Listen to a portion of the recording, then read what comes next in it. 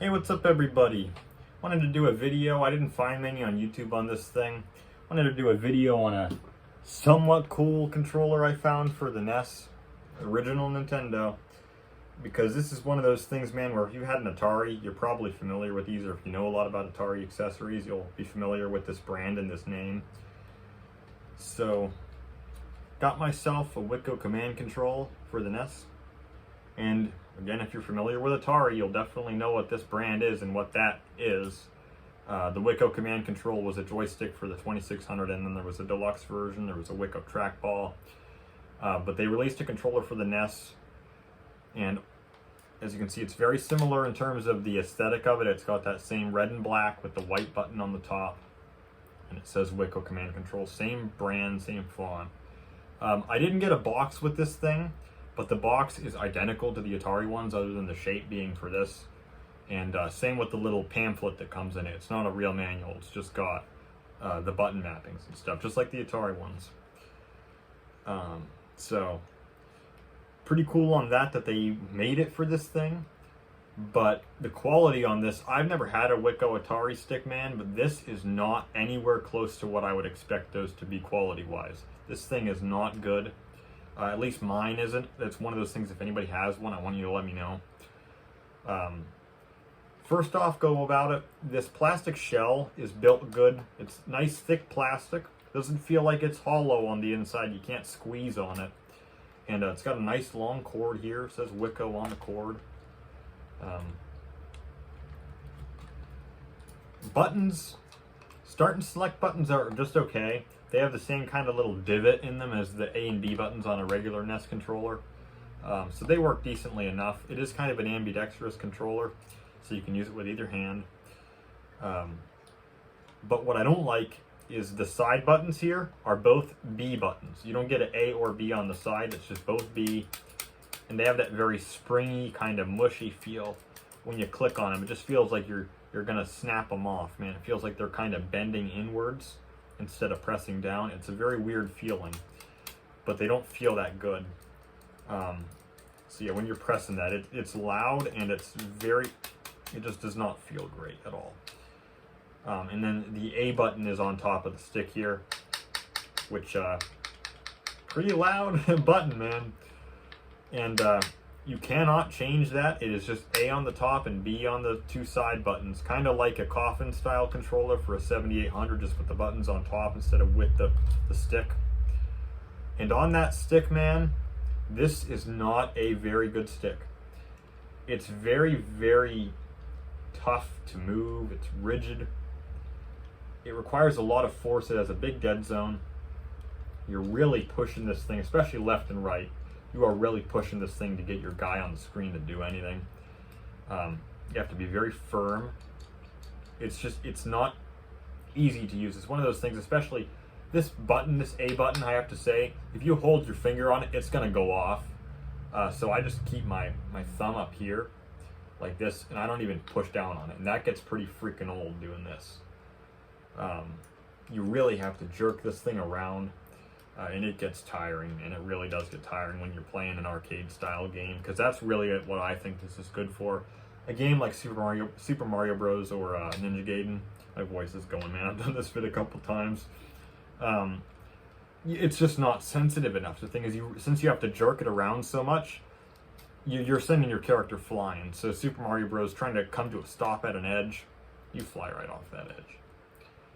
I did try it out with some of the arcade games. Same deal. Burger Time, you're slipping and sliding. Pac-Man is okay, but again, you're ramming walls, and then you gotta course correct by going down. A game like Rad Racer, it works a little better with, because you can actually kind of corner somewhat. But those games that require fast and sudden movements, man, because you have to jerk around so much, it is just not fun. And what I wanted to try this thing out with was, obviously, I did the vid on the modded Wii, and I have this adapter, and I will show it again. This is that Mayflash adapter. This thing does introduce input lag, which is a problem, but I know that it's not the problem here, because I was messing around with it, and it's obvious that it's not. It doesn't help, but it's not the problem. So again, and that thing does plug into the Wii remote. And this is the newer version that says NES Classic on it. And I want to point out, this has a little 9-pin adapter for this controller. It is not compatible with Atari sticks or Genesis controllers. It's just not wired the same. I don't know if you could change the pins around. I don't know if the stuff's in there to do that, but it would ruin this functionality for sure. So I was using it with that, and because I was using it with that, say man, I got that 5200 emulator to work for the Wii.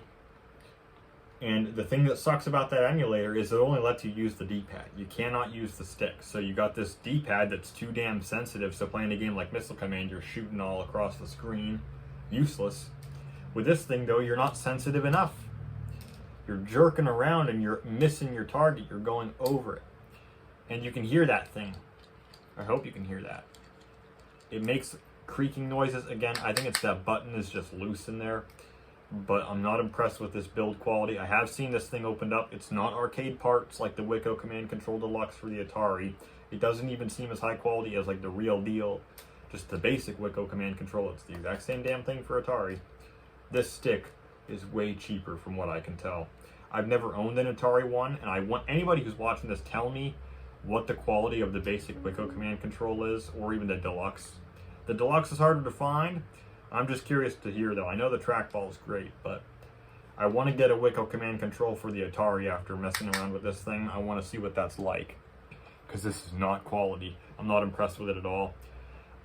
So I was playing like Centipede on the Atari. There was some input lag, but again, I'm smashing into stuff, like trying to move around.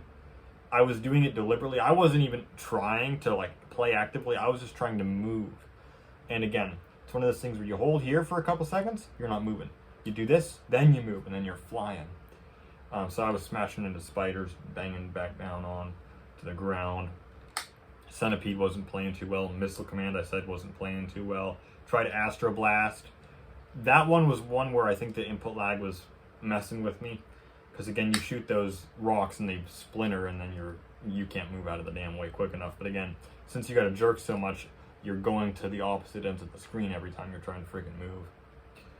So it's just not sensitive enough. This thing is really not good. It's like one of those freaking arcade sticks on a real machine where people have been spilling beer and shit on it, and it's all tight, you know.